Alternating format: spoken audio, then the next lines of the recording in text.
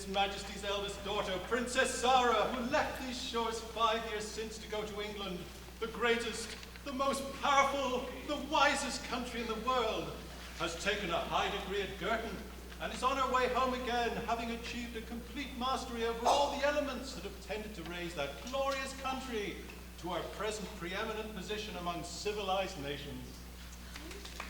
Then, in a few months, Utopia may hope to be completely anglicized? Absolutely, and without a doubt. We are very well as we are. Life without a care. Every want supplied by a kind and fatherly monarch who, despot though he be, has no other thought than to make his people happy. What have we to gain from the great change that is in store for us? What have we to gain? English institutions, English tastes, and English fashion. England has made herself what she is because in that favored land, everyone has to think for himself. Here we have no need to think for ourselves because our monarch anticipates all our wants, and our political opinions are formed for us by the journals to which we subscribe. Oh, think how much more brilliant this dialogue would have been had we been accustomed to exercise our reflective powers. They say that in England, the conversation of the very meanest is a coruscation of impromptu epigram. Stop! Stop him! My lord, I am surprised at you. Are you not aware that His Majesty, in his despotic acquiescence with the emphatic wish of his people, has ordered that the Utopian language shall be banished from his court, and that henceforward all communication shall be in the English tongue? Yes, I'm perfectly aware of it, although stop. Allow me. What's that for? Why, I've recently been appointed public exploder to His Majesty. Since I am constitutionally novice, I must accustom myself by degrees to the startling nature of my duties. Allow me. I was about to say that, although as public exploder I am next in succession to the throne, I nevertheless do my best to fall in with the royal decree. But when I am overmastered by an indignant sense of overwhelming wrong as I am now, I slip into my native tongue without knowing it. I am told that in the language of that great and gone nation, strong expressions do not exist. Consequently, when I want to let off steam, I have no alternative but to say, What is your grievance? This. By our Constitution, we are governed by a despot who, although in theory absolute, is in practice nothing of the kind, being watched day and night by two wise men, whose duty it is on his very first lapse from political or social propriety to denounce him to me, the public exploder. It then becomes my duty to blow up His Majesty with dynamite. Allow me. Thank you. As some compensation for my wounded feelings, I reign in his stead. Yes, after many unhappy experiments in the direction of an ideal republic, it was found that what may be described as despotism tempered by dynamite provides on the whole a satisfactory description of ruler. An autocrat who dares not abuse his autocratic power. That's the theory, but in practice, how does it act? Now, do you ever happen to see the Palace Peeper? Never even heard of the journal. I'm not surprised, because His Majesty's agents always buy up the whole edition. But I have an aunt in the publishing department, and she has supplied me with a copy. Well, it actually teems with circumstantially convincing details of the king's abominable immoralities. If this high-class journal may be believed, His Majesty is one of the most Heliogabalian profligates that ever disgraced an autocratic throne. And do these wise men denounce him to me? Not a bit of it! They wink at his immoralities. Under the circumstances, I really think I am quite justified in exclaiming,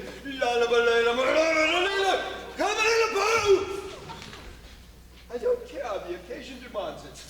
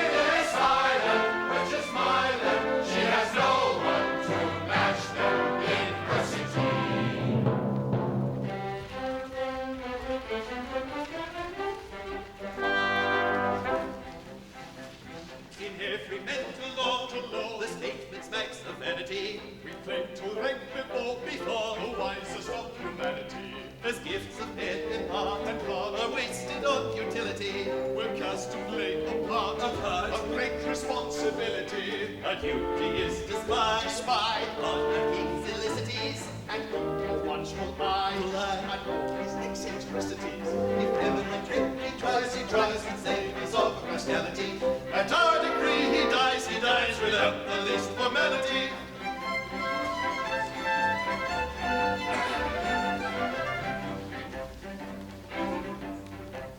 We fear no rude rebuff or newspaper publicity. Our word is quite enough. The rest is electricity. The pound of mine, a might explodes in his auriculars. It's not a pleasant sight, and we'll spare you the particulars. It's for some men confess. The king needs no admonishing. We may say it's success. It's something quite astonishing. A despotent imbues with virtues quite delectable. He minds his pleas and keeps himself respectable. Of a tyrant polite, he's a paragon quite. He's so modest and mild, his ways as a child. And no one ever met with an autocrat yet. So delightfully bland to the least in the land. So delightfully bland to the least in the land. So bland. So bland. So make way for the wise men. They're wise men. Level West Rollers University. For the lovely Miss Island, which is my land. She has no one to next to diversity.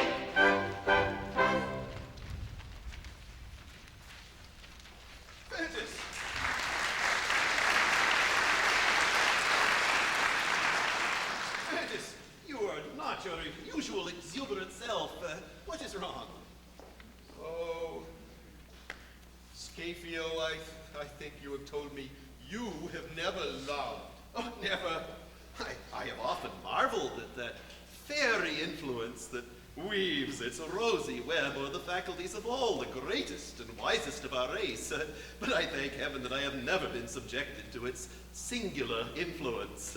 For, oh, Fantis, there is that within me that tells me that when my time does come, the convulsion will be tremendous.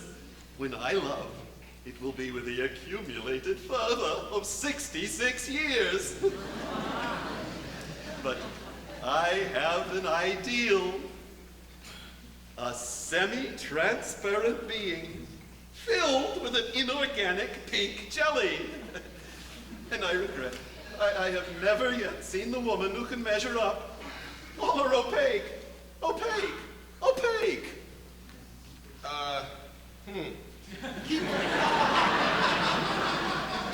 Keep firmly to that ideal and love not till you find her. No, but 55, I am an old campaigner in the battlefields of love, and believe me, it is better to be as you are, heart free and happy, than as I am, eternally racked by these agonizing doubts. Oh, Scapio, the Princess Zara returns from England today. My poor boy, I see it all. Oh, you smile, you've never seen her. She sailed for England 3 months before you took office.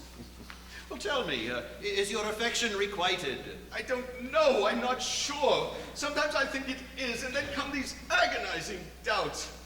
I feel certain she does not regard me with absolute indifference, for she could never look at me without having to go to bed with a sick headache. Well, that is something, surely. Come, cheer up. You are young and beautiful. What more could a maiden want? Scapio, she returns from a land where her youth is as a young Greek god, and such beauty as I boast is seen at every turn. Oh, cheer up, my boy. Marry her if so your fancy wills, and be sure that love will come. Then you will assist me in this? Of course. Silly boy, what have you to fear? We have but to ask, and the king must give his consent. Is he not our very slave? Come, cheer up. I cannot bear to see you sad. Now I may hope indeed, oh Scapio, you have placed me upon the very pinnacle of human joy. Let every doubt take wing, our influence is great. If paramount our king presume to hesitate, put on the screw and caution him that we will rule disaster grim that must ensue to life and limb. Should he pooh-pooh this harmless whim, this harmless whim, this harmless whim, this harmless whim, this harmless whim, it is as you say, a harmless whim, a harmless whim. Observe this dance, which I employ, when I by chance go mad with joy. What sentiment does this express? What sentiment does this express?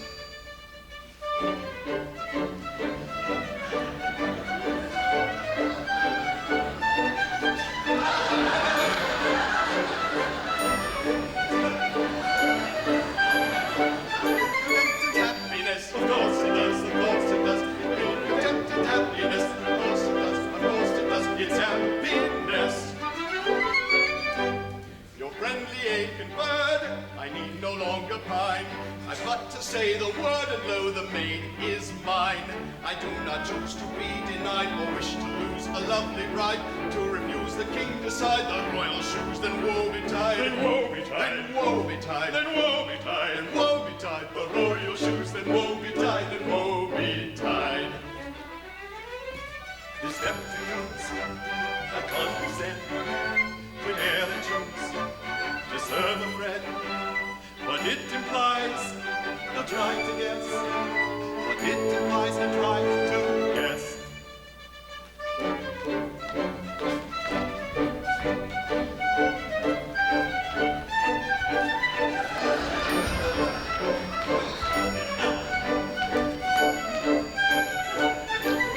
Selfishness, of course it does, of course it does. It typifies unselfishness, of course it does, of course it does. Unselfishness.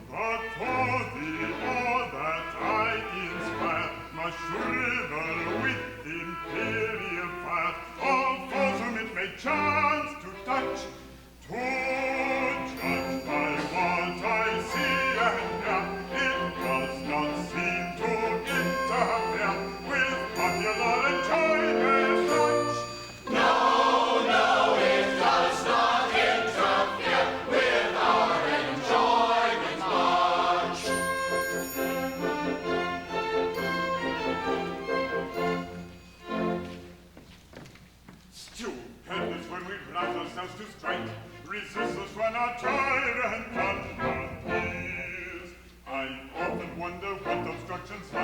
and what a contradicted monarch feels. But as it is our royal whim, our royal sails to set and trip, to suit whatever wind may blow. What monsters contradiction here, and what does thwarted monarch feel, we probably shall never know. No, what thwarted monarch feels, you'll never, never know.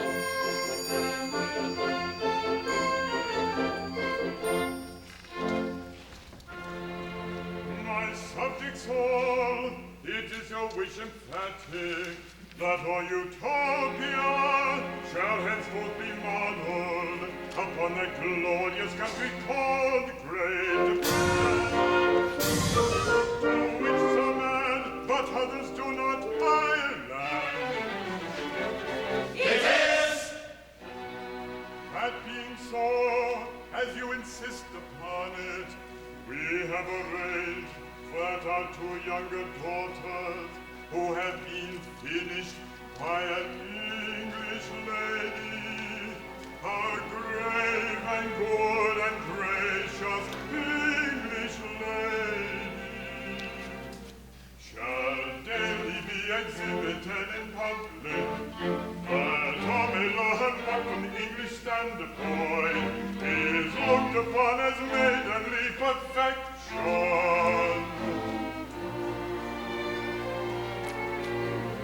Come hither,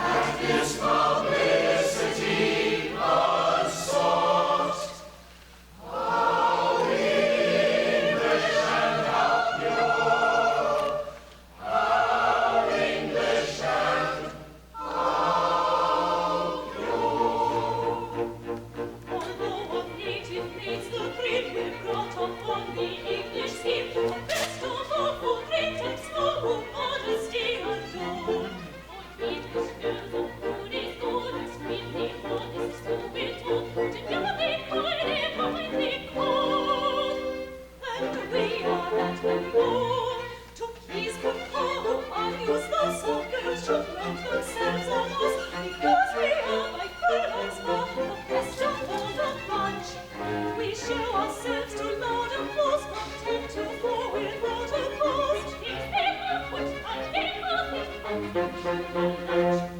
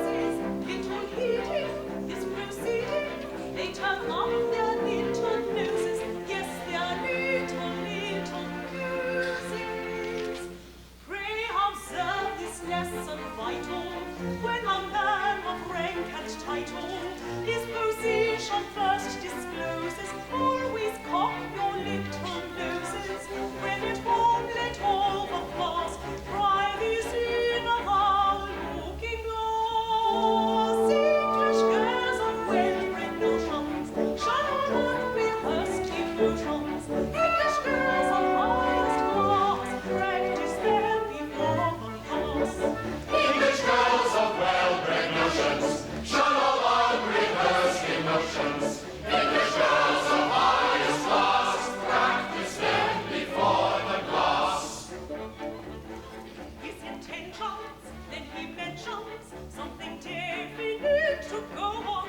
Makes recitals of his titles in set settlements and so on.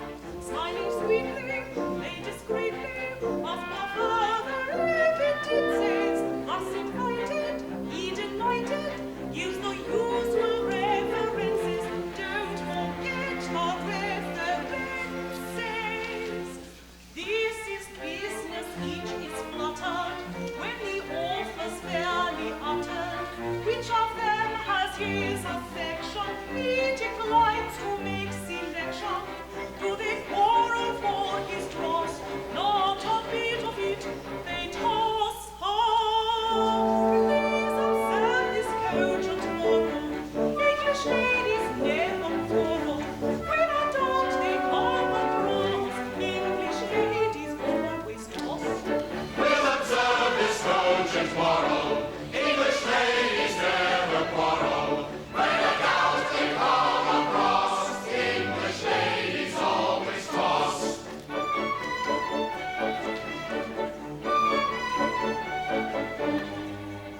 The lecture's ended.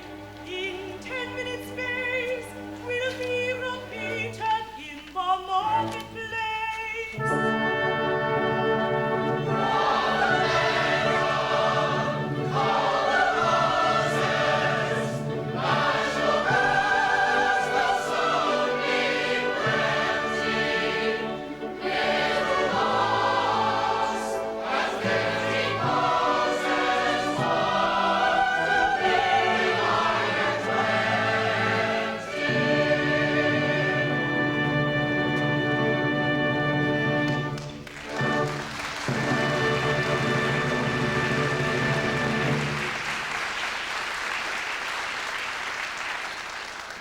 I've requested Scaffion Prentice to be so good as to favor me with an audience this morning. Here they are. Your Majesty wished to speak with us, I believe. Well, you needn't keep your crown on our account, you know. Oh, I beg your pardon. I always forget that. Odd, the notion of a king not being able to wear one of his own crowns in the presence of two of his own subjects. Yes, bizarre, is it not? Most quaint. But then it's a quaint world. Teems with quiet fun. I often think what a lucky thing it is for us that you are blessed with such a keen sense of humor. Do you know I find it invaluable? Do as I will, I cannot help but look on the humorous side of things. All properly considered, everything has its humorous side. Even the palace peeper. See here, another royal scandal by Junius Jr. How long is this to last? By Senex Senior. Ribald royalty by Mercury Major. Where is the public exploder? By Mephistopheles Minor? When I reflect that all these outrageous attacks on my morality are written by me at your command, well, it is one of the funniest things that have ever come upon the scope of my experience.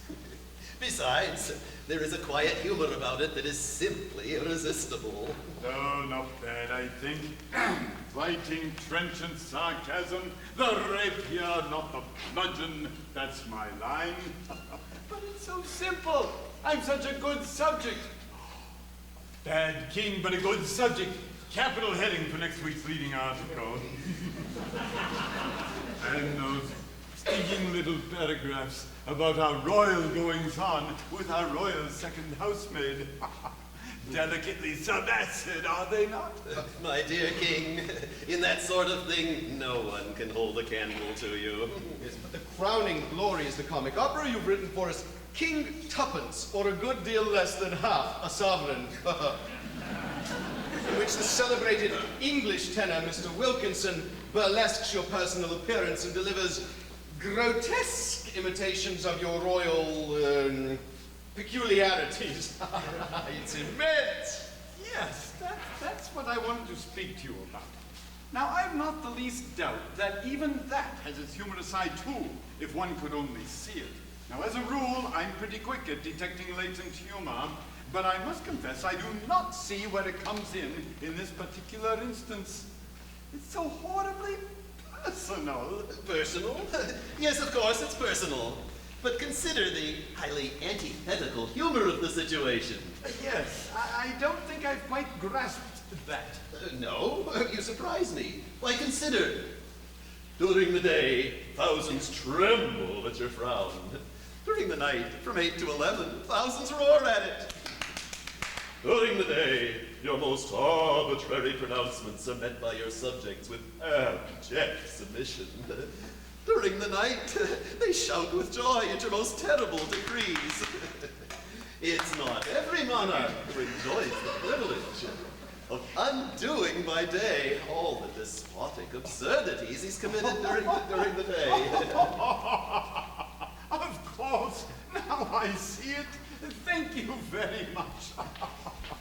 Oh, I was sure it had a humorous side, and it was very dull of me not to have seen it before.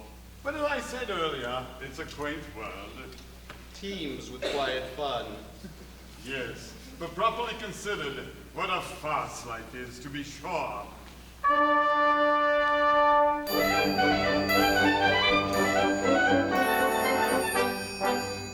First you're born, and I'll be bound you'll find a dozen strangers round you.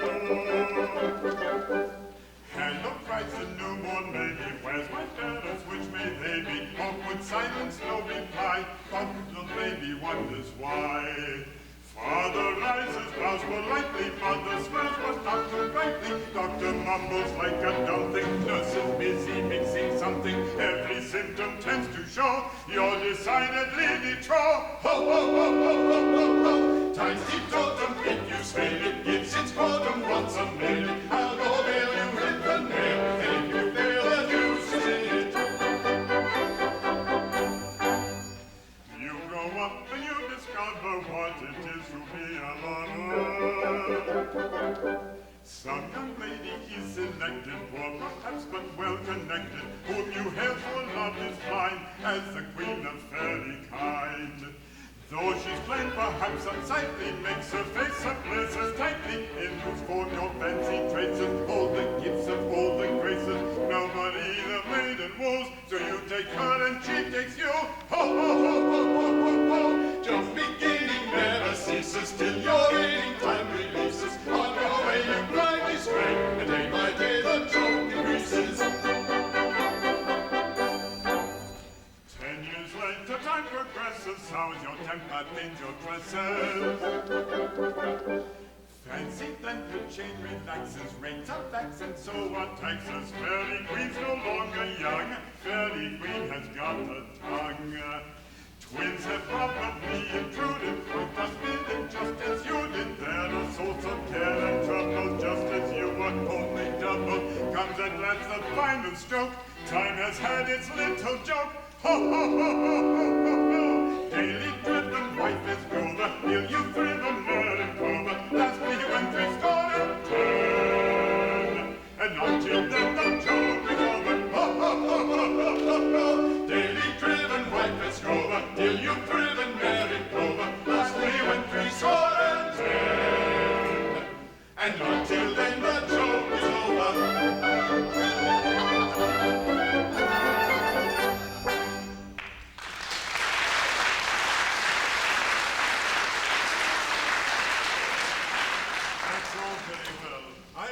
Try to look on the humorous side of things. But I do not think I should be required to write libels on my own moral character. Oh, naturally, I'd see the joke of it. Anybody would. But Zara's coming home today, and I confess I should not like her to see my opera. Although it's uncommonly well written. And I should be sorry if the Palace Peeper fell into her hands. Although it's certainly very smart. Very smart indeed. Almost a pity I have to buy up the entire issue because it's really too good to be lost. And Lady Sophie, that blameless type of perfect womanhood. Great heavens, what would she say if the second housemaid business were to meet her pure blue eye? My monarch is soliloquizing. I will withdraw. No, pray, don't go. Now I'll give you 50 chances, and you won't guess whom I was thinking of. Alas, sir, I know too well. King, it's an old story, and I'm well nigh weary of it. Be warned in time. From my heart, I pity you, but I am not for you. But hear what I have to say. It is useless. Listen. In the course of a long and adventurous career in the principal European courts, it has been revealed to me that I unconsciously exercise a weird and supernatural fascination over all crowned heads. So irresistible is this singular property that there is not a European monarch who has not implored me, with tears in his eyes, to quit his kingdom and take my fatal charms elsewhere. As time was getting on, it occurred to me that by descending several pegs in the scale of respectability, I might qualify your majesty for my hand. Actuated by their humane motive, and happening to possess respectability enough for 6, I consented to confer respectability enough for 4 upon your 2 younger daughters. But although I have, alas, only respectability enough for 2 left, there is still, as I gather from the public press of this country, a considerable balance in my favor. Damn!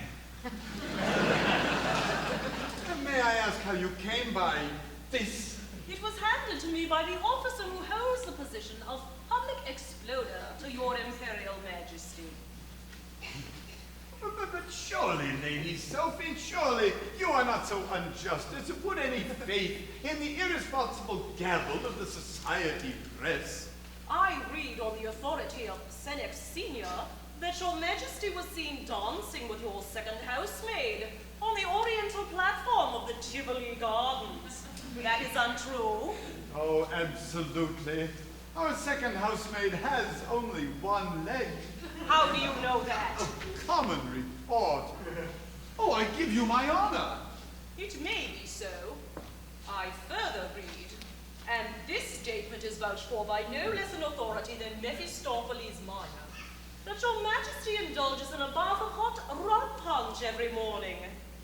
I trust I do not lay myself open to the charge of displaying an indelicate curiosity as to the mysteries of the royal dressing room, when I ask if there is any foundation for this statement. None whatever.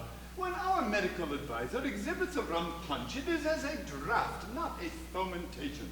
And as to our bath, our valet plays the garden hose upon us every morning. Oh, pray spare me these unseemly details. Well, you're a despot. Have you taken steps to slay this scribbler? Well, no, I've not gone so far as all that. After all, it's the poor devil's living, you know. It is the poor devil's living that surprises me. If this man lies, there is no recognized punishment that is sufficiently terrible for him. That's precisely it. I'm waiting for a punishment to be discovered which will exactly meet the enormity of the case. I am in constant communication with the Mikado of Japan, who is a recognized authority on such points. And moreover, I have the ground plans and sectional elevations of several capital punishments in my desk at this moment. Oh, Lady Sophie, as you are powerful, be merciful.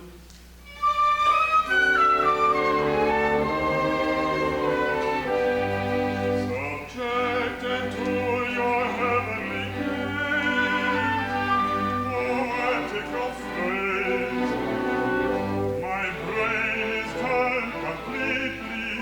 Observe me now, no monarch I vow was ever so far afflicted.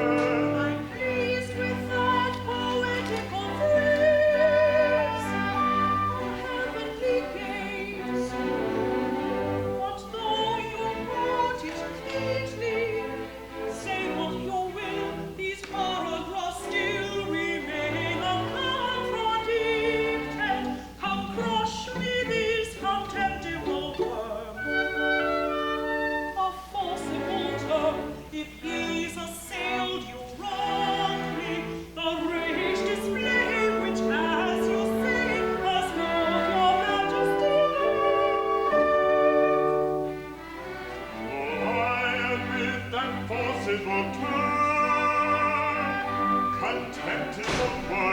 appears to me most strongly to treat this pest as you suggest would pain my majesty greatly.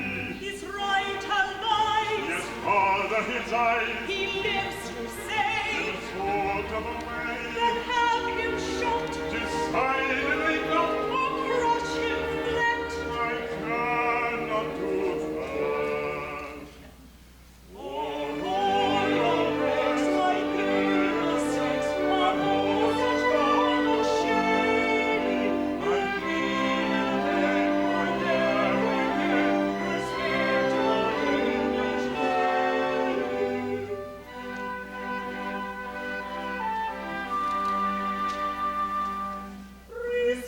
Respectable English lady.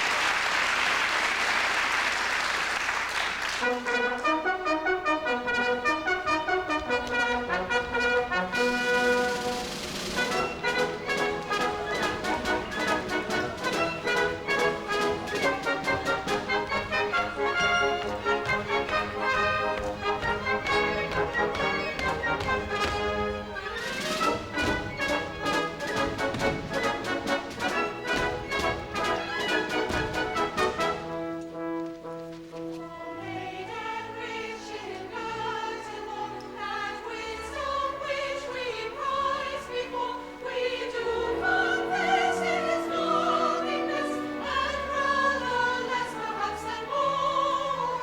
On each of us thy learning shed, on communals may we be fed, and teach us ways to speak with ease, all languages alive and dead. On each of us thy learning shed.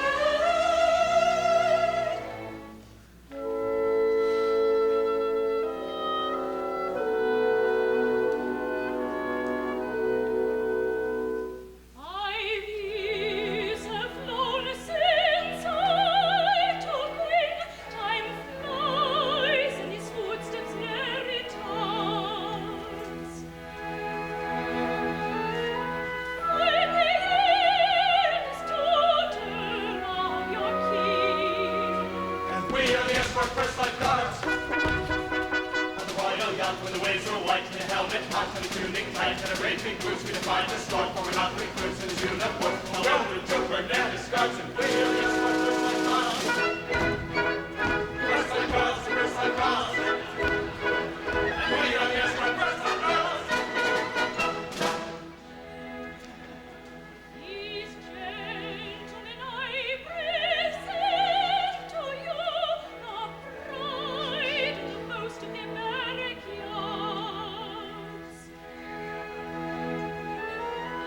They've taken no such care of me. For we are the escort first life guards.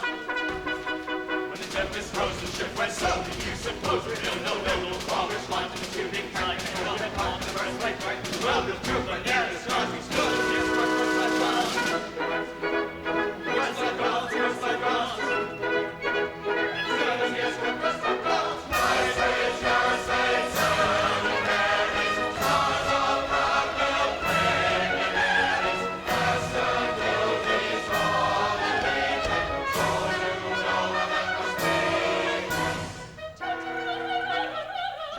Let's roll call and the roll drum cards. We are the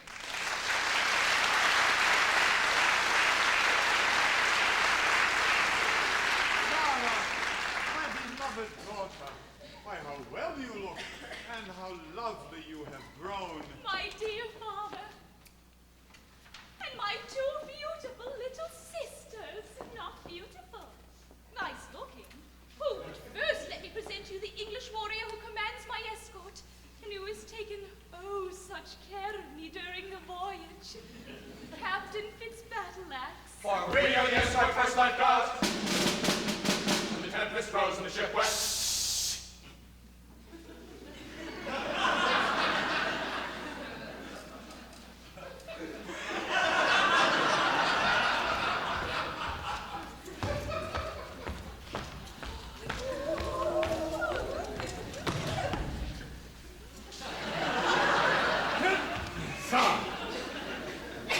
From a country where every virtue flourishes, we pray you will not be criticized too severely for those shortcomings which you may detect in our semi-barbarous society. Sir, I have eyes for nothing but the blameless and the beautiful. Oh, we thank you. He is really quite polite. Lady Sophie, do not leave us. Sir, your children are young and so far innocent.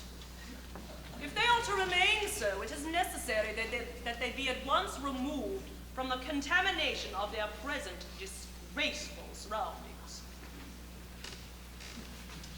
Oh dear, they really shouldn't. Captain Fitzbadline, Sir, your troopers appear to be receiving a troublesome amount of attention from these young ladies. Now, I know how strict you English soldiers are, and I should be extremely distressed if anything were to occur which would shock their puritanical British sensitiveness. oh, I don't think there's any chance of that. You think not? They won't be offended. Oh no, they are quite hard into it. They get a good deal of that sort of thing standing sentry at the Horse Guards. It's English, is it? It's particularly English. Oh, well, then it's particularly all right. Go right ahead, lady. Come, my daughter, for we have much to say to each other. Oh, farewell, Captain Fitzbadland. I cannot thank you too emphatically for the devoted care with which you have watched over me during our long and eventful voyage. Ah, gallant soldier, brave and true, intended field and tourney, I grieve to have occasioned you so very long a journey. When soldiers seek to talk in blatant charge of youth and beauty, then pleasure merely masquerades as regimental duty.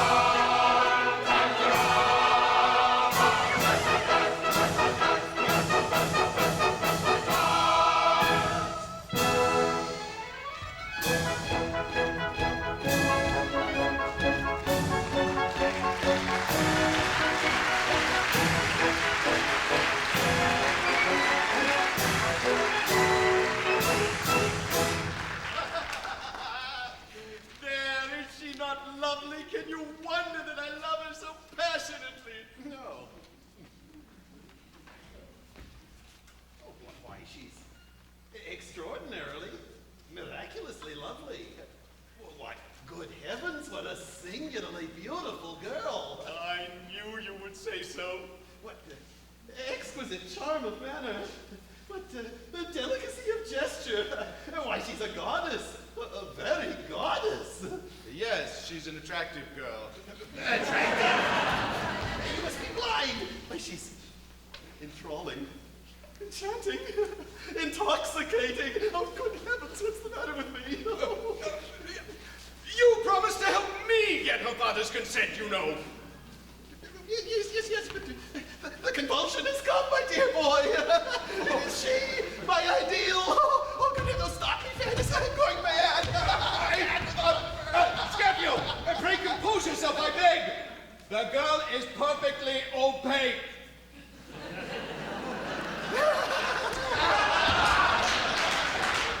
Besides, remember, each of us is helpless without the other. You can't succeed without my consent, you know. What? You dare to threaten me? And after you came to me, palsied with love for her, and implored my assistance, did I not unhesitatingly grant it? And this is the return you make? Out of my sight, ingrate! Oh, dear, what's the matter with me? Dear me, I'm afraid we're interrupting a tete-a-tete. Not at all. You come most appropriately. To be brief, we love you, this man and I, madly, passionately. Sir! Oh, and we cannot decide how to settle which of us is to marry you. Zara, this is very awkward. I'm paralyzed by the singular radiance of your extraordinary loveliness. I know I'm incoherent. I've never been this way before. It shall not happen again. I shall be fluent presently. Oh dear, Captain Fitzbattleaxe, what is to be done? Allow me, I'll manage it. It's a common situation. Why not settle it in the English fashion? The English fashion? What is that? It's very simple. In England, when two gentlemen are in love with the same lady, and until it is settled which gentleman is to blow out the brains of the other, it is provided by the rival admirers clause's Consolidation Act that the lady shall be entrusted to an officer of household cavalry as stakeholder, who is bound to hand her over to the survivor on the tontine principle, in a good condition of substantial and decorative repair. Oh, reasonable wear and tear and damages by fire accepted. Exactly. Well, that seems reasonable. What do you say? Shall we entrust her to this officer of household cavalry? It will give us more time. Well, I am hardly in a frame of mind to think coolly, but as he is an officer of household cavalry, and if the princess consents. Oh, alas, dear sirs, I have no alternative. Under the rival admirers clause's Consolidation Act. Good, then that's settled.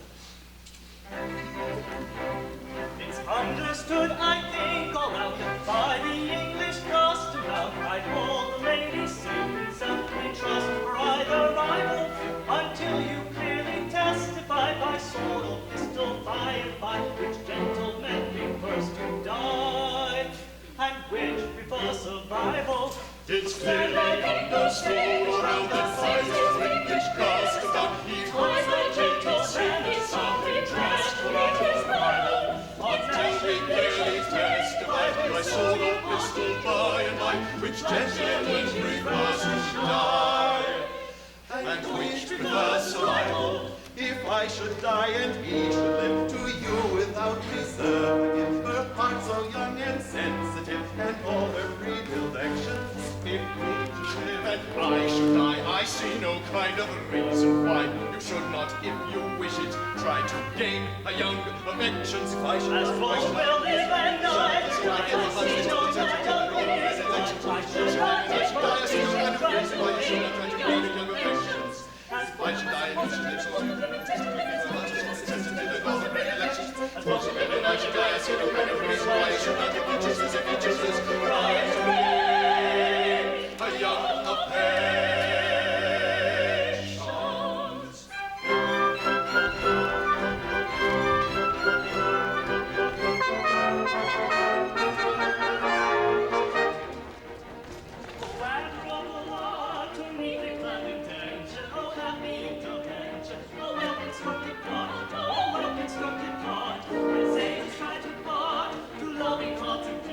Their wisdom's unto you.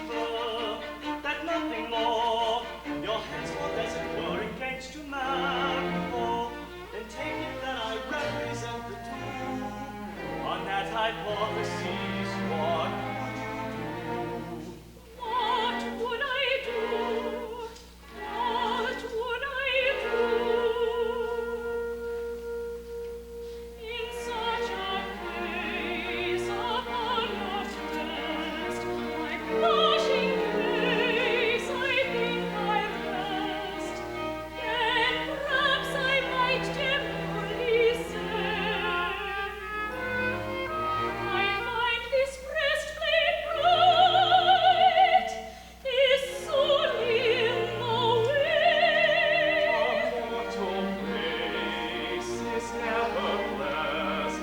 There's no such case as perfectness. Some petty blight asserts its way. Some crumpled rose-leaf point is always in the way.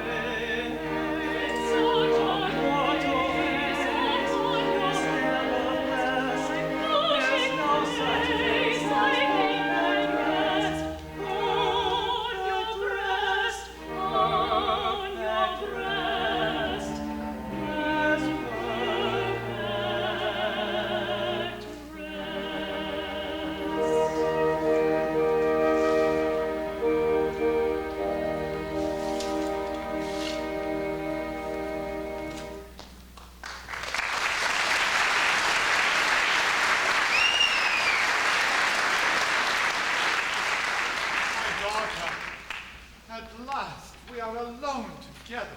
Yes, and I'm glad we are, for I want to speak to you seriously. Do you know this paper?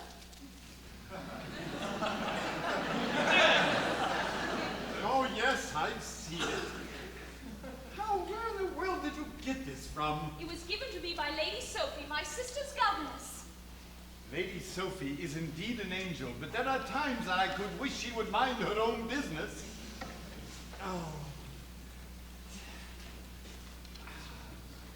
Oh, it's really quite humorous. I see nothing humorous in it. I only see that you, the despotic king of this country, are made the subject of the most scandalous insinuations. Why do you permit these things? Well, it appeals to my sense of humor. It's the really only comic paper in all of Utopia, and I wouldn't be without it for the world. Well, if it had any literary merit, I could understand it. Oh, it has literary merit. Distinctly, it has literary merit. Oh, my dear father, it's mere ungrammatical twaddle. Oh, it's not ungrammatical. I can't allow that. Unpleasantly personal, perhaps, but written with an epigrammatical point that is very rare these days. Very rare indeed. Well, then why do they represent you with such a big nose? Eh? Oh, yes, it is a big one. Well, the fact is that in the cartoons of the comic paper, the size of your nose always varies inversely to the square of your popularity. It's the rule. Well, then you must be at a tremendous discount just now. I see notice of a new piece called King Tuppence, in which an English tenor has the audacity to personate you on the public stage. I can only say that I am surprised that any English tenor should lend himself to such degrading personalities. Oh, he's not really English. As it happens, he's a utopian. He simply calls himself English. Calls himself English? Yes. Bless you, they wouldn't listen to any tenor who didn't call himself English. And you permit this insolent buffoon to caricature you in a pointless burlesque? Oh, my dear father, if you were a free agent, why, you would never permit these outrages. Zara, I must admit I'm not altogether a free agent. I am controlled. I try to make the best of it, but sometimes it's very difficult indeed. Nominally a despot, I am. Between ourselves, the helpless tool of two wise men who insist upon my falling in with all their wishes and who threaten to denounce me for immediate explosion if I remonstrate. Oh, my poor father. Now listen to me. With a view to remodeling the social and political aspects of Utopia, I have brought with me 6 representatives of the principal causes which have tended to make England that powerful, happy, and blameless country which the consensus of European civilization has declared it to be. Place yourself unreservedly in the hands of these gentlemen, and they will reorganize your country on a footing that will enable you to defy your persecutors. They are all now washing their hands after their journey. Shall I introduce them? My dear Zara, how can I thank you? I will consent to anything that will free me from the abominable tyranny of these 2 men. What ho, without there! Summon my court without an instant's delay.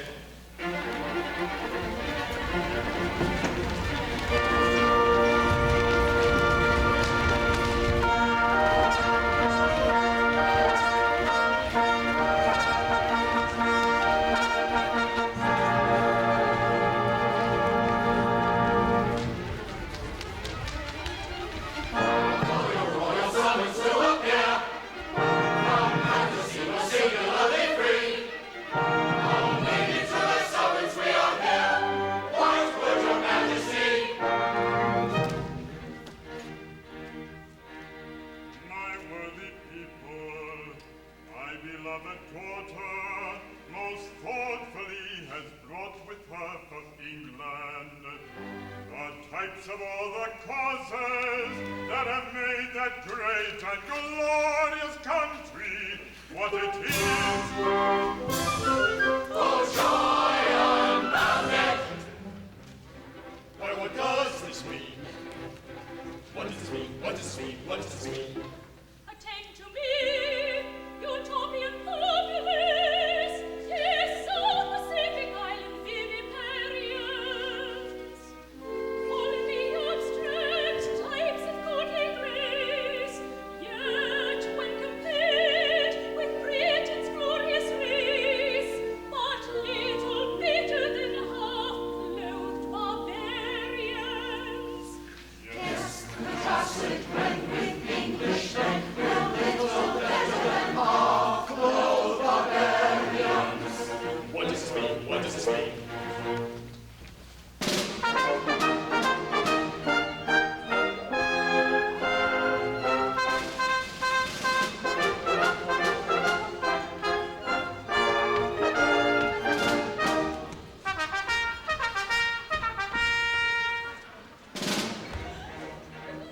Britain's out from the war in Europe.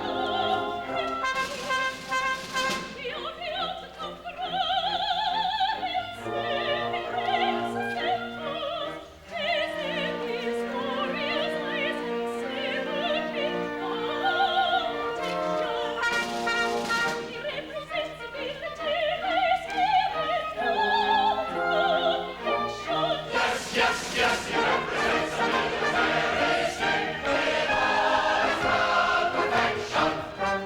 Ulalica, ulalica,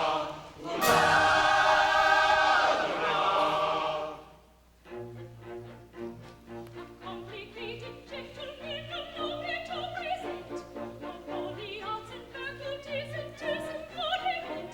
He's a great arithmetician who can demonstrate with ease that 2 and 2 are 3 or 4 or anything you please. And eminent quotation who can make it clear to you that he's right when looking from a proper point of view. A marvelous philologist who'll undertake to show that yours is but a nobler and a neater form of view.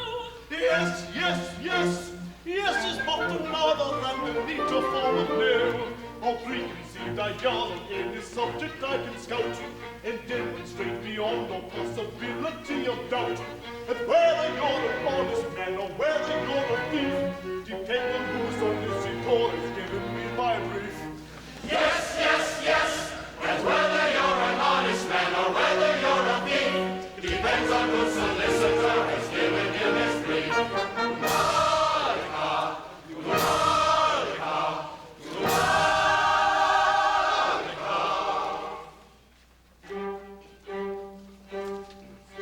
What these may be, utopians all, perhaps you'll hardly guess. They're types of England's physical and moral cleanliness.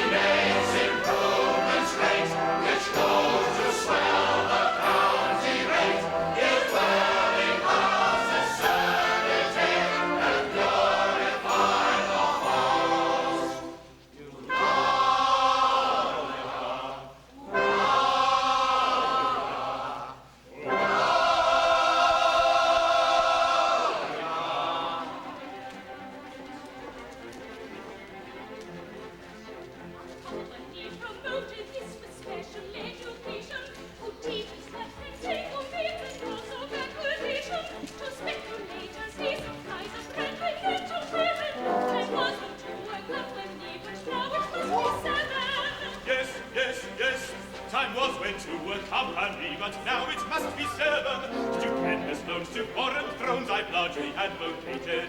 In ginger pops and peppermint drops I've freely speculated. Then mines of gold of wealth untold successfully I've noted. And sudden falls in apple stalls occasionally quoted. And soon or late I always call for stock exchange quotation. No sleeves too great and not too small for companification. Yes, yes, yes. No schemes too great and none too small for companification.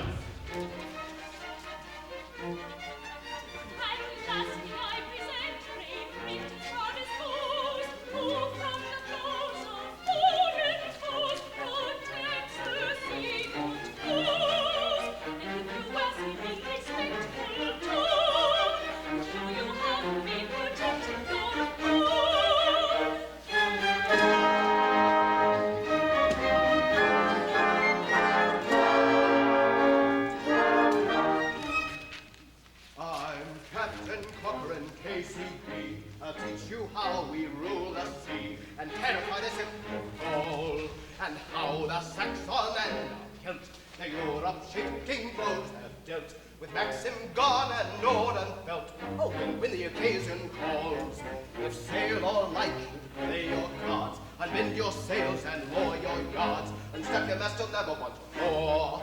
Though we're no longer hearts of oak, that we can steer and we can stoke, and thanks to coal and thanks to coke, we never run a ship ashore. What never? No, never. What never? Well, hardly ever. Hardly ever run a ship ashore then. If creatures and creatures fall for the tar, we'll never run a ship ashore. If creatures and creatures fall for the tar, we'll never run a ship ashore.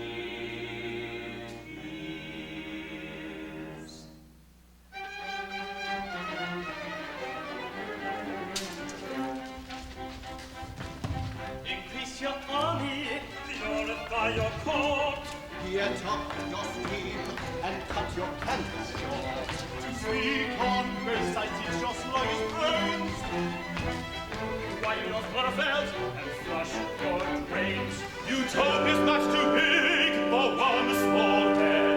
Upload it as a company limited. A company limited, what will that be? The term I rather think is new to me. A company limited, what will that be? What does it mean? What does it mean? Give us a kind of clue. What does it mean? What does it mean? What is he going to do?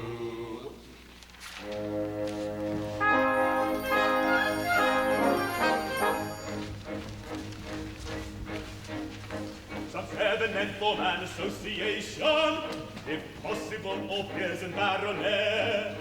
They start off with a public declaration. To what extent they mean to pay their debts, that's called their capital. If they are wary, they will not quote it at a sum immense. The figures in material, it may vary from 18 million down to 18 pence. I should put it rather low. The good sense of doing so will be evident at once to any debtor. When it's left for you to say what amount you mean to pay, Why, the lower you can put it at, the better. When it's left for you to say what amount you need to pay, why, the lower you can put it at, the better. They then proceed to trade with all who trust them, quite irrespective of the capital. It's shady, but it's sanctified by custom. Bank, railway loan, or Panama Canal, you can't embark on trading too tremendous. It's strictly fair and based on common sense. If you succeed, your profits are stupendous, and if you fail, pop goes your 18 pence. Make the money spin a spin, for you only stand to win, and you'll never win dishonesty be tweeted, for nobody can go to $1 million or so.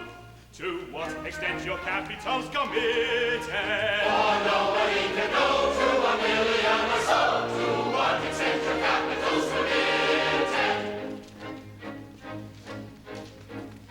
If you come to grief and creditors are craving for nothing that is planned by mortal head, be certain in this veil of sorrow, saying that one's liability is limited, do you suppose that signifies perdition? If so, you're but a monetary dump. You merely file a winding up petition and start another company at once. Though a Rothschild you may be in your own capacity, as a company you've come to utter sorrow. But the liquidators say, never mind, you needn't pay. So you start another company tomorrow. But the liquidators say, never mind, you needn't pay. So you start another company tomorrow.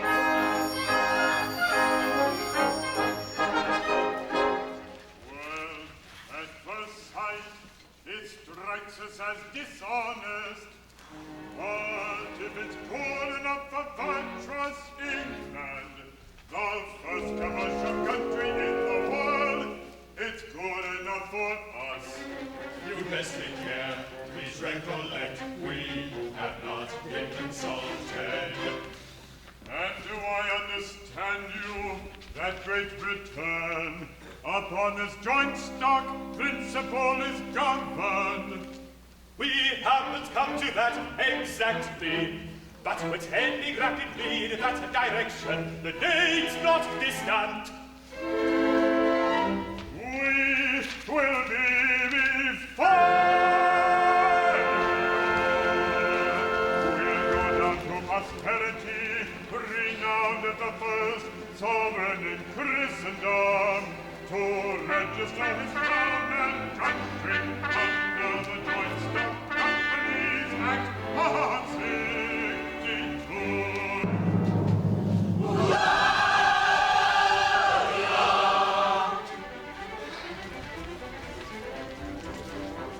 Henceforward of America, never to the link, we'll go down to posterity and serve until the pink. If you've the mentality, I wish you just to make, you'll go down to posterity, my journey, then you think. He'll go up to posterity if I inflict the blow. We'll go down to posterity, we did, we ought to know. He'll go up. Round up with dynamite. You go up, of course he will, you're right, up, up, up, up. Oh, with all sincerity, their lives be safely linked. And as for all posterity, He'll go up. we still go on thinking. He'll go up. We'll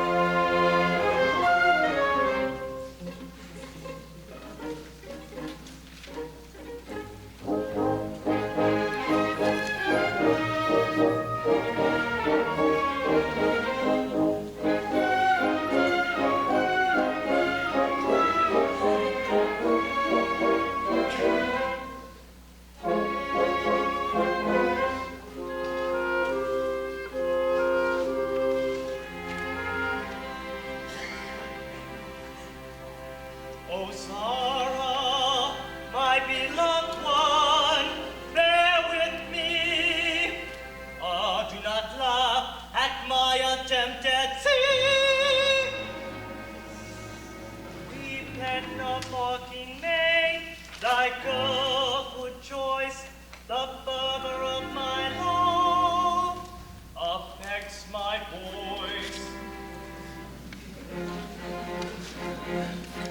A tenor or singers above doesn't fit of question, should keep himself quiet and tend to his diet and carefully nurse his digestion. But when he is madly in love, it's certain to tell on his singing. You can't do dramatics, proper emphatics, anguish your bosom is ringing. When distracted, the bar is a plenty, and his pulse is 120, and his fluttering bosom the slave of his trustees. A tenor can't do himself justice. Now observe. You see, I can't do myself justice.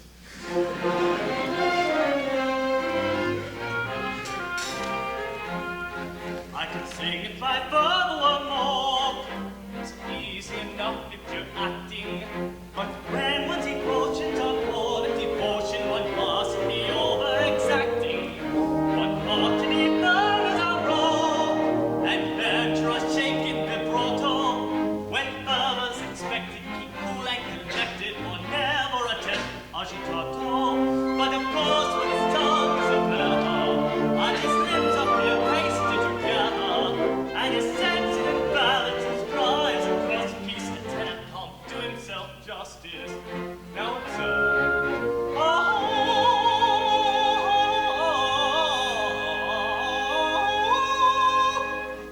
It's no use. I can't do myself justice. Why,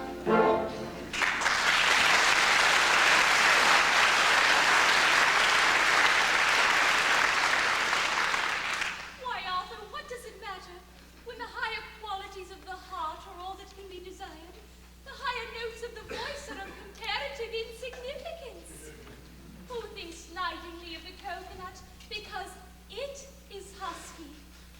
Besides, you are not singing for an engagement. You have that already. How good and wise you are. How unerringly your practice brain knows the wheat from the chaff, the material from the merely incidental. My Girton training, Arthur. At Girton, all is wheat and idle chaff is never heard within its walls. But tell me, is it not all working marvelously well? Have not our flowers of progress more than justified their name? We have indeed done our best. Captain Corcoran and I have in concert thoroughly remodeled the sister services, and it poems so sound a basis that the South Pacific trembles at the name of Utopia. How clever of you. Clever? Not a bit. It's as easy as possible when the Admiralty and Horse Guards aren't there to interfere, and so with the others. Freed from the trammels imposed upon them by idle acts of Parliament, all have given their natural talents full play and introduced reforms which, even in England, were never dreamt of.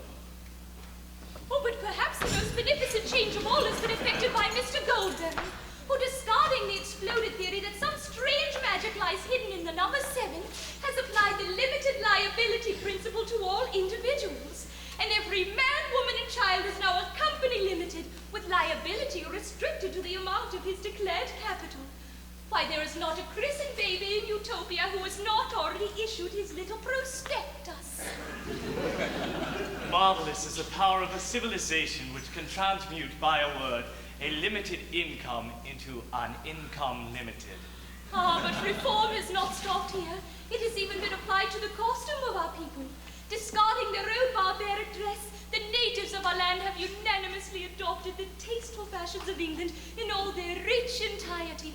Scapio and Fantus have undertaken a contract to supply the whole of Utopia with clothing based upon the most approved English models. And the first drawing room under the new state of things is to be held here this evening. But drawing rooms are always held in the afternoon. Oh, but we've improved upon that. We all look so much better by gaslight. And when I tell you, dearest, that my court train has just arrived, you will understand that I'm longing to go and try it on. Then we must part. Necessarily for a time. Just as I wanted to tell you, with all the passionate enthusiasm of my nature, how deeply, how devotedly I love you. Hush! Are these the accents of a heart that really feels?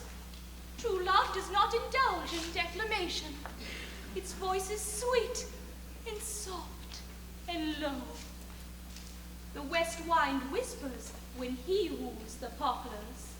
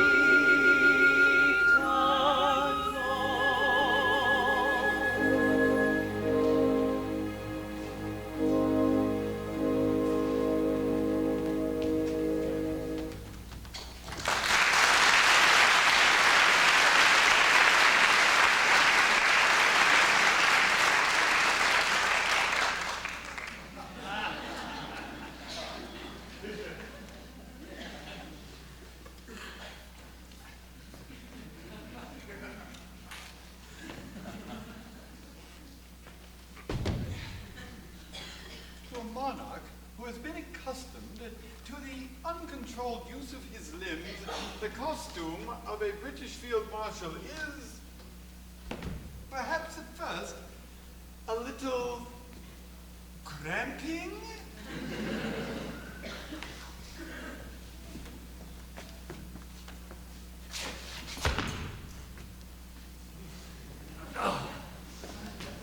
You're sure this is all right? It's not a practical joke.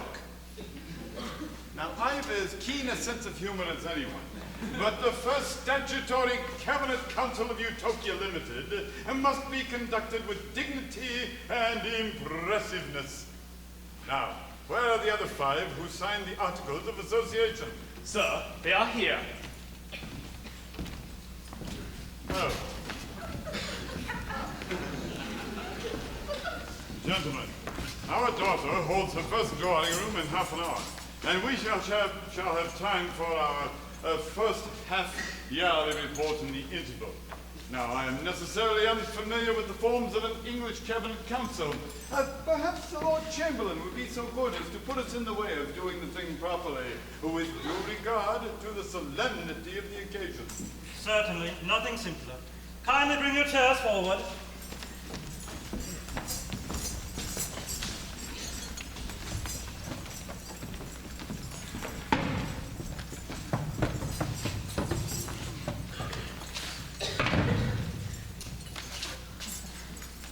His Majesty will, of course, preside.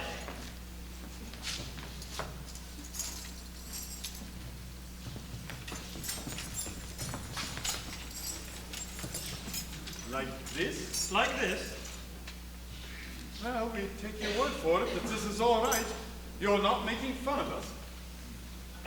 This is in accordance with the practices of the Court of St. James? Well, it is in accordance with the practice at the court at St. James's Hall. Well, it seems odd, but never mind.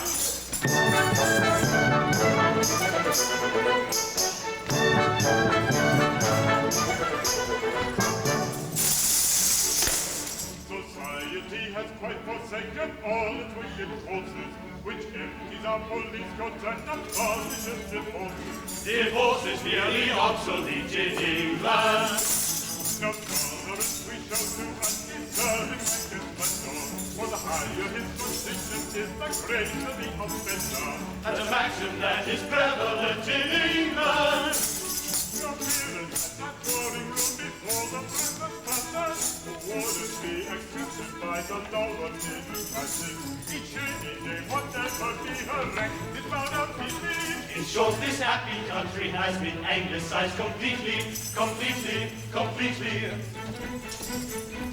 It really is surprising what a thorough anglicizing we have found back into our motherland. We're enterprising woman, she is England with the proof. We do so love to our motherland.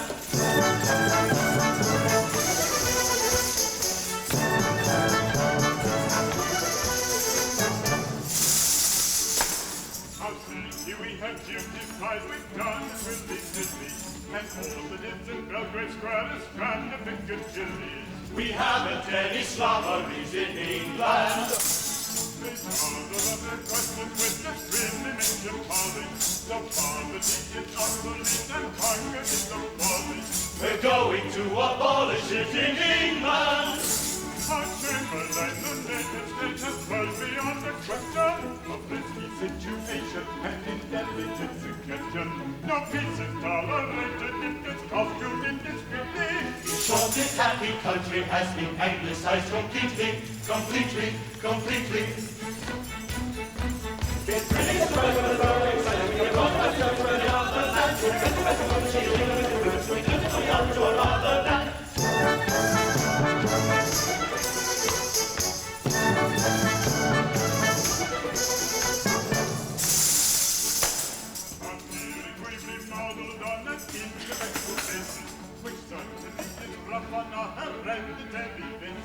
We're going to remodel it in England.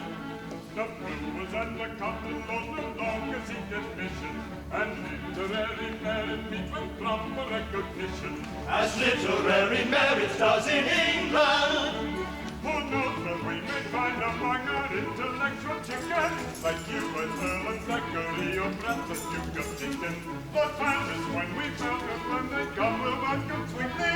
In short, this happy country has been anglicized completely. It's really surprising what a thorough exciting we have gone back to the motherland. We're enterprising woman, she is England with the roots. We do so love to our motherland. It's really surprising what a thorough exciting we have gone back to the motherland. We're enterprising woman, she is England with the roots. We do so love to our motherland.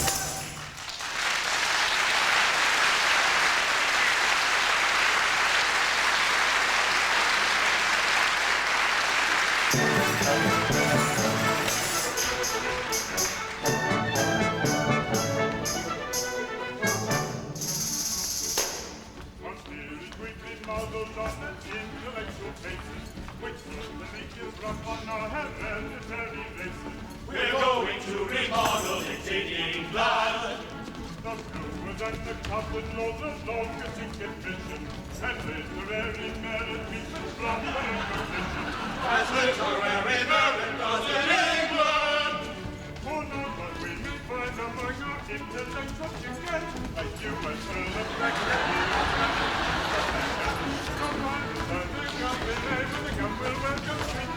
In short, this happy country has been anglicized completely.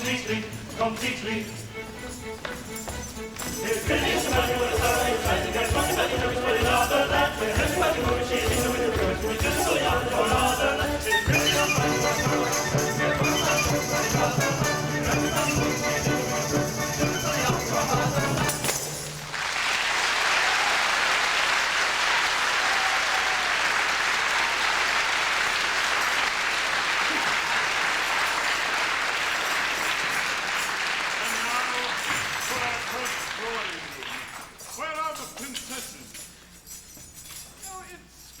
extraordinary thing that since European-style looking glasses have been supplied to the royal dressing rooms, my daughters are invariably late. Sir, the Royal Highnesses await your pleasure in the anteroom. Oh, well then request them to do us the favor of entering at once.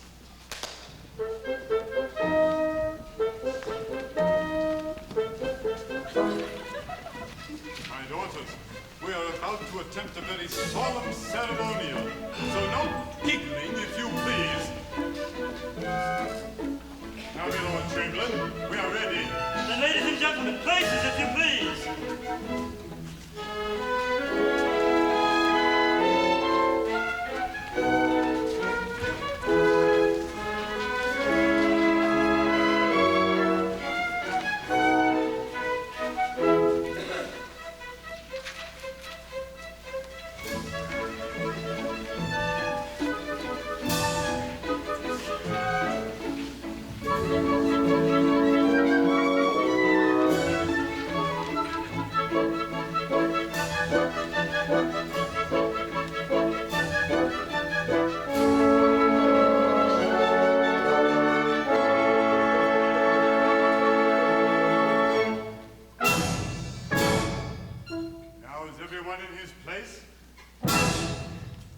Everyone in his place. This ceremonial of which displays to copy all Great Britain's courtly ways, though lofty aims catastrophe entail, will gloriously succeed. Oh,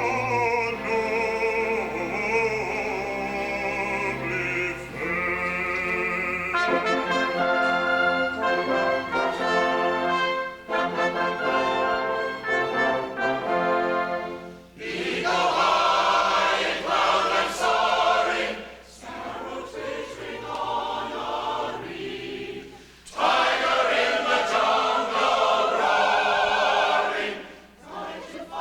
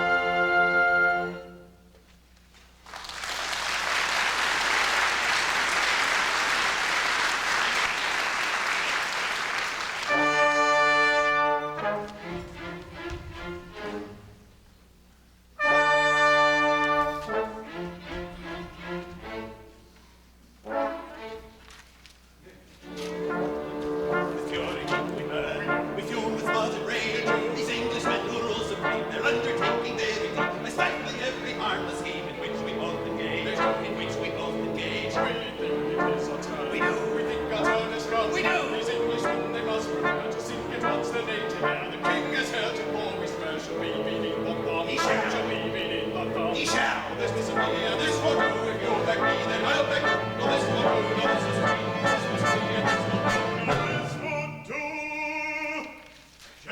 Gentlemen, this unseemly display of energy within the royal precincts is altogether unpardonable. Pray, what do you complain of? What do we complain of?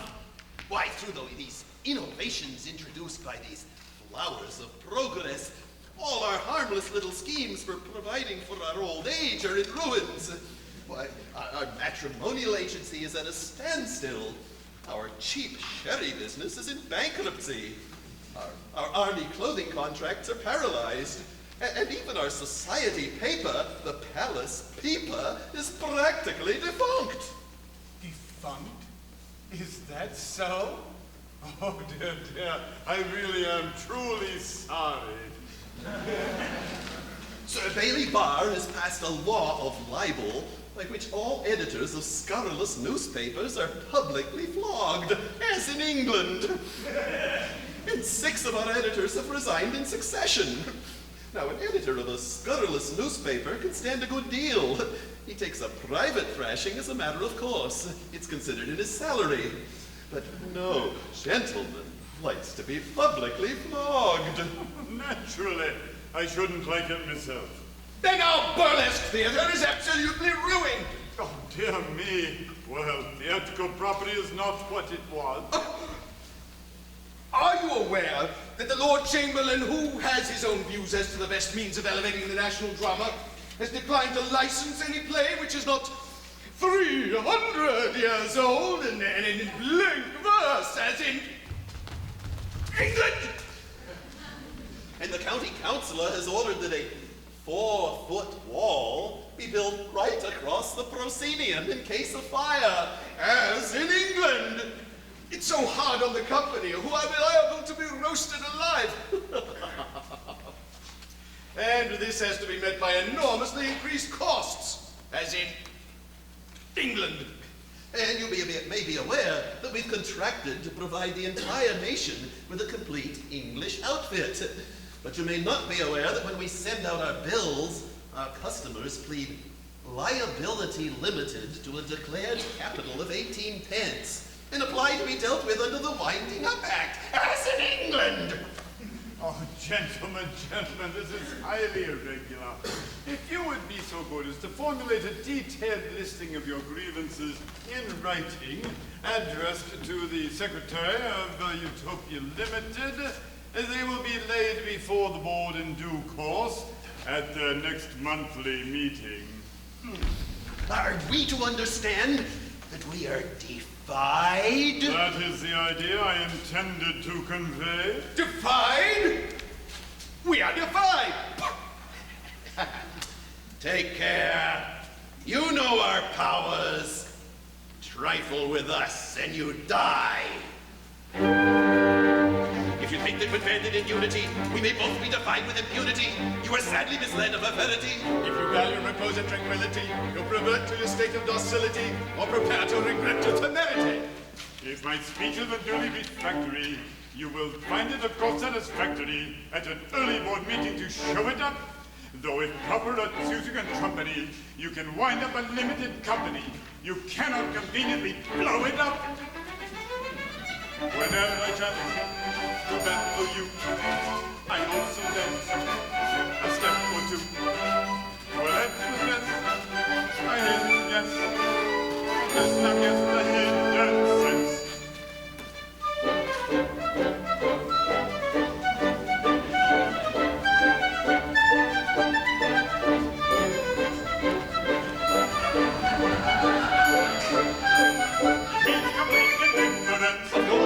Of course it does, it means complete indifference. Indifference.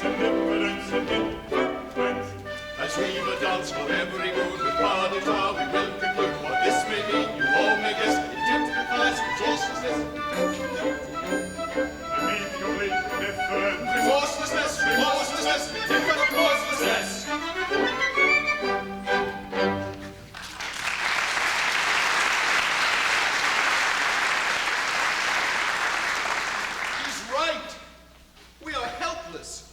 He's no longer a human being.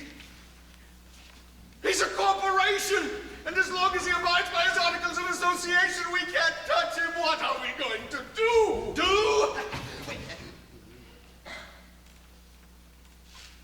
Raise a revolution! Repeal the Act of '62. Reconvert him into an individual and insist upon his immediate explosion! Ferrara, come here. You're just the man we want. Oh, certainly. Allow me. Well, that's rude. We have no time for idle forms. You wish to succeed to the throne? Naturally. Well, then you won't unless you join us. The king has defied us, and as matters stand, we are powerless. So are you. We must devise a plot to bring the people about his ears. A plot? A plot of superhuman subtlety. Do you happen to have one about you? No, I think not. There's one on my dressing table. We can't waste time. We must concoct one at once. There is not a moment to spare.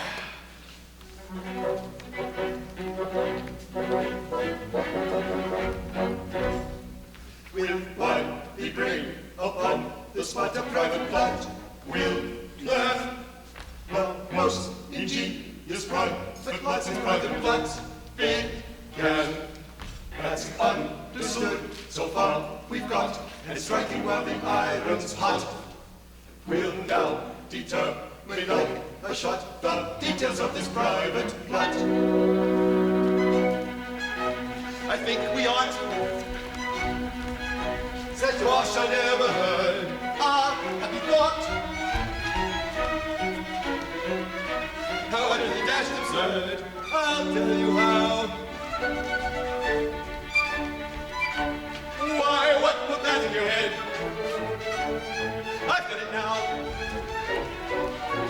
Oh, take him away to bed. Oh, put it to bed. Oh, put it to bed. Oh, put me to bed. Yes, certainly put it to bed. But bless me, don't you see?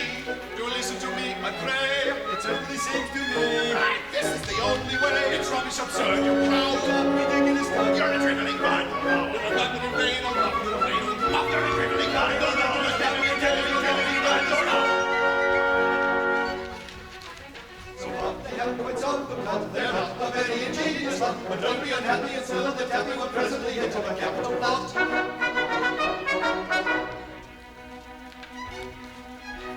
Suppose we all...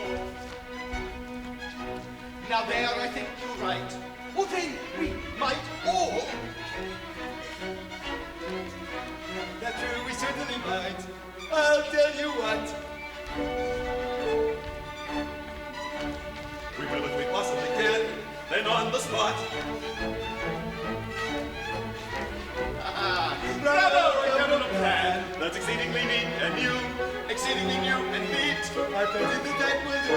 It's certainly very complete. Well done, you sly old son. Bravo, you can. You very ingenious man. You intellectual soul. You very ingenious chap. You very intellectual chap. And I was a capital plan of the capital people. Say how we will say what we say. By now walk we will tunnel and slightly develop this capital plan. And the capital plan we won't say how we will say what we say. By now walk we will tunnel and slightly develop this capital plan.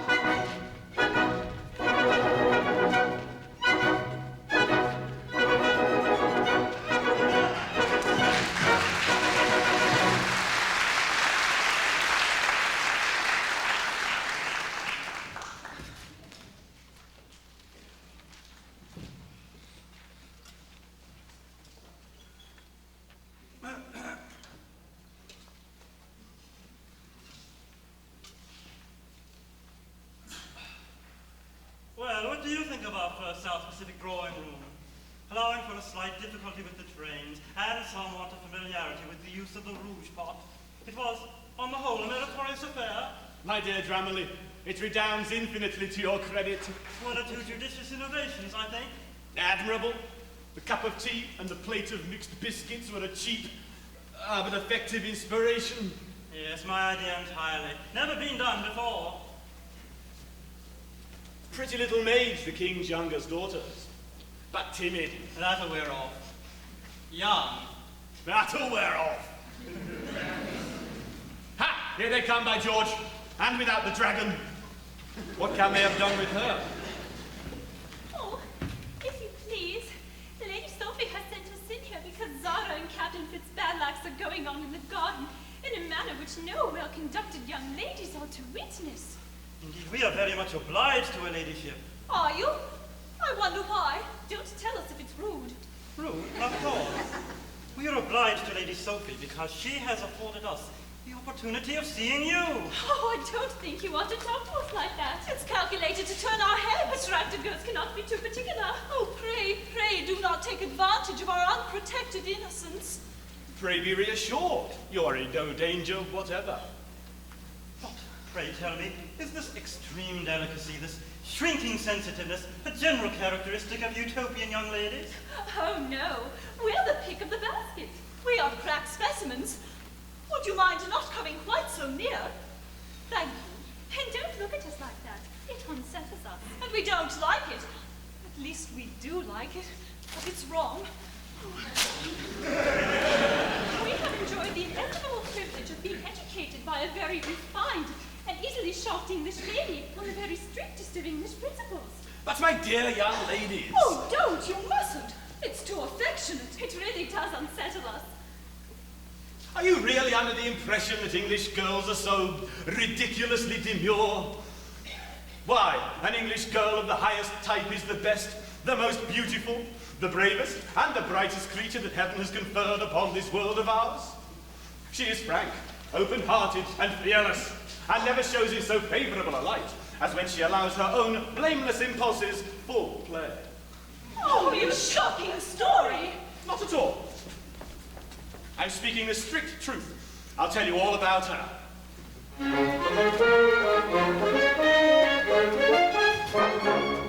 A wonderful joy our eyes to bless, in her magnificent comeliness, is an English girl of 11 stone 2, and 5'10" in her dancing shoes. At 5 to 10 she follows the hounds, the field tails off, and the mounts diminish. Over the hedges and brooks she bounds, straight as a crow from line to finish. At cricket her king will lose or win. She and her maids on grass and clover, 11 maids out, 11 maids in, and perhaps an occasional maiden over. Ah, go search the world and search the sea, then come you home and sing with me. There's no such gold and no such pearl as a bright and beautiful English girl.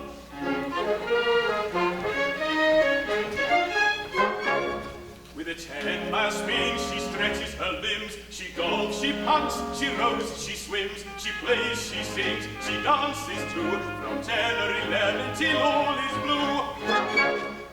At ball or drum till small hours come, chaperone's fan conceals her yawning. She'll waltz away like a teetotum and never go home till daylight's dawning. Lawn tennis may share her favours fair, her eyes are dance and her cheeks are glowing. Down comes her hair, but what does she care? It's on her own and it's worth the showing. Oh, go search the world and search the sea, then come you home and sing with me. There's no such gold and no such pearl as a bright and beautiful English girl.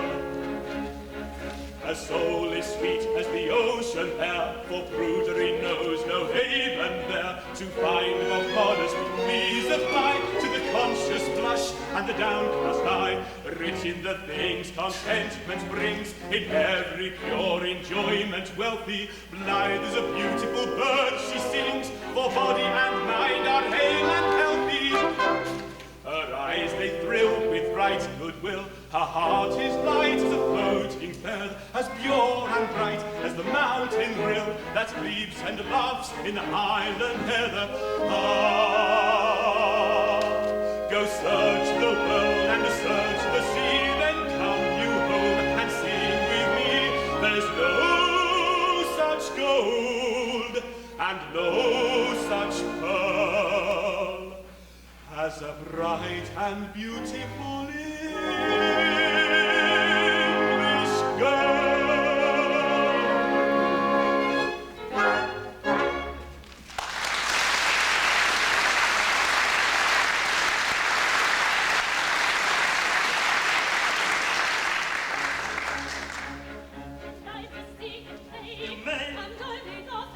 No doubt. Of course. You won't exclaim or find. Not I.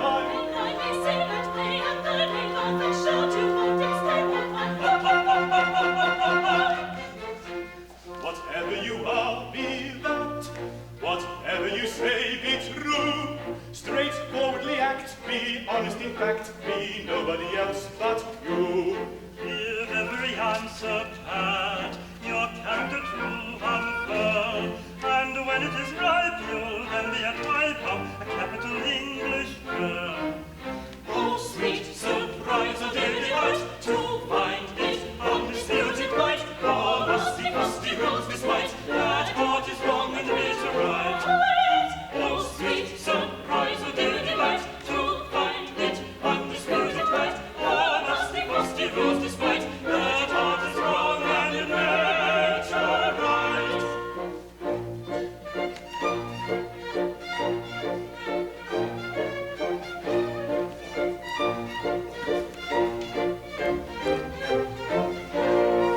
When happy I with laughter man, oh, it may echoes melody, and not we sigh when I am sad, and that will be quite ready.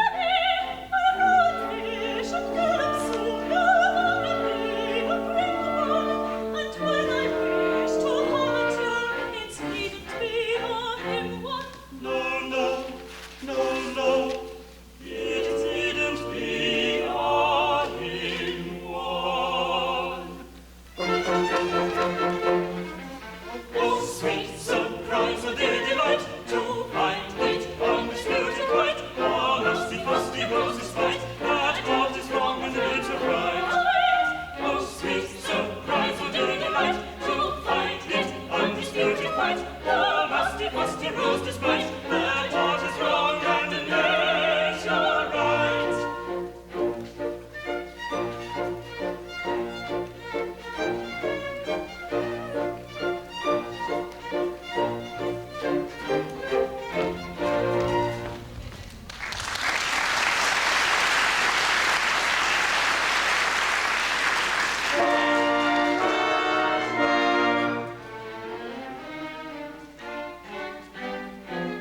Oh, would some demon power gift impart to quell my over-conscientious heart, and speak the oaths that never had been spoken, and break the vow that never shall be broken.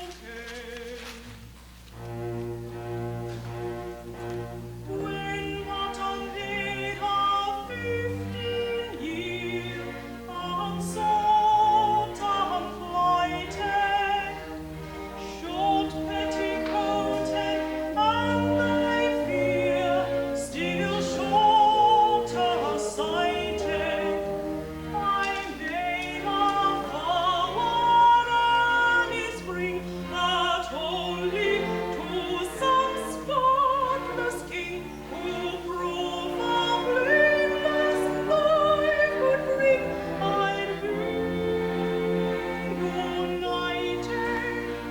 For I had read not long before of blameless kings in fairy lore, and the thought of grace still flourished here.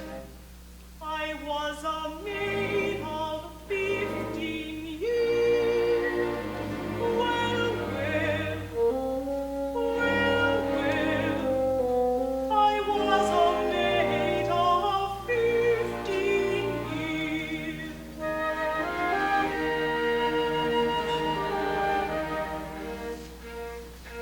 Each morning I pursued my care.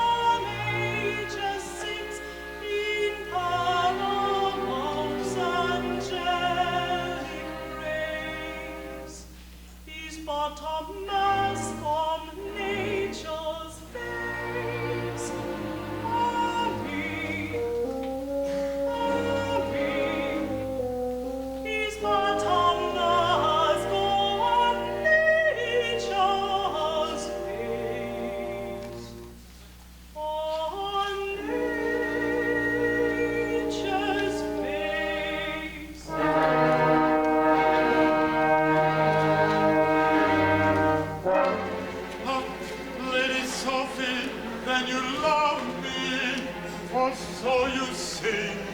No, no, by the stars that shine above me, decree. For while these rumors through the city floated, remain uncontradicted, unrefuted, the object vow of my aversion rooted, repulsive thing. Just the time and now at hand when truth may publish be. These paragraphs were written and contributed by me. By you? No, no. Yes, yes, I swear, by me. I, caught in Scafield's ruthless toil, contributed the lot.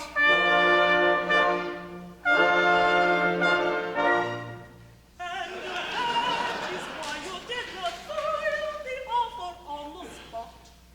And that is why I did not boil the author on the spot. I couldn't think why you did not boil the author on the spot. I knew very well why I didn't boil him on the spot. No rapture of restraint, of unended retractation, and my sovereign has gained a convincing explanation. And the clouds that gathered round all have vanished in the distance. The kings of fairy lore, one that makes this in existence. The kings of fairy lore, one that makes this in existence. The skies are blue above, and the earth is red and rosy.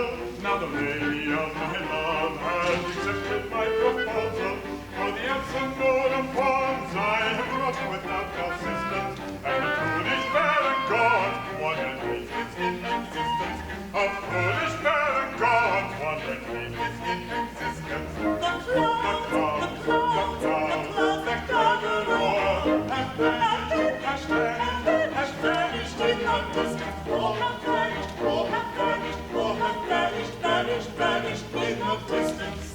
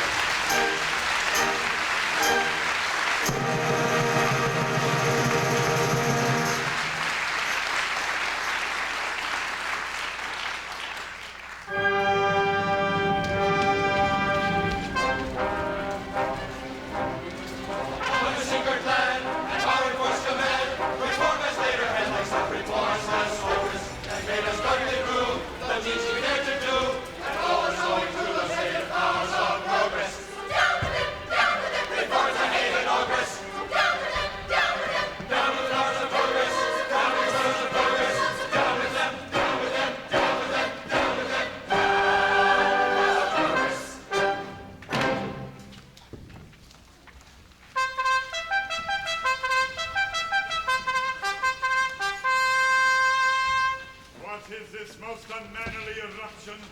Is this your gratitude for boons conferred? Boons? Bah! A fico for such boons, say we.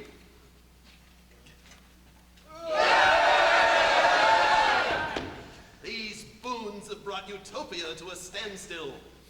Our pride and boast, the Army and the Navy, have been reconstructed and remodeled upon so irresistible a basis that all the neighboring nations have disarmed and war is impossible. The county councillor has passed such drastic sanitary laws that all the doctors dwindle, starve, and die. The laws remodeled by Sir Bailey Barr have quite extinguished crime and litigation. The lawyers starve. And the jails have been let as model lodgings for the working classes. In short, Utopia, swamped by dull prosperity, demands that these detested flowers of progress be set about their business and affairs restored to their original complexion. My daughter, this is a very unpleasant state of things. What is to be done? I don't know. I don't understand it. We must have omitted something. Omitted something? Well, yes, that's all very well, but... But of course! Now I remember. I had forgotten the most essential element of all. And that is? Government by party. Introduce that great and glorious element, and once the bulwark and foundation of England's greatness, and all will be well. No political measure will involve, for one party will assuredly undo all that the other party has done. And while grouse is to be shot, and foxes worried to death, the legislative action of the country will be at a standstill. Why, then there will be sickness aplenty, endless lawsuits, crowded jails, interminable confusion in the army and the navy, and in short, unexampled prosperity.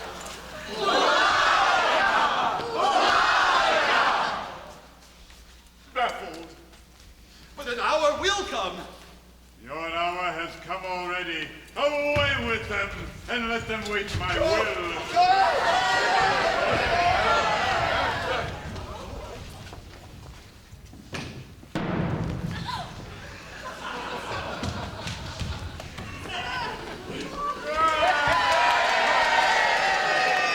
From this moment, government by party is adopted with all its attendant blessings. And henceforward, Utopia will no longer be a monarchy limited, but what is a great deal better, a limited monarchy.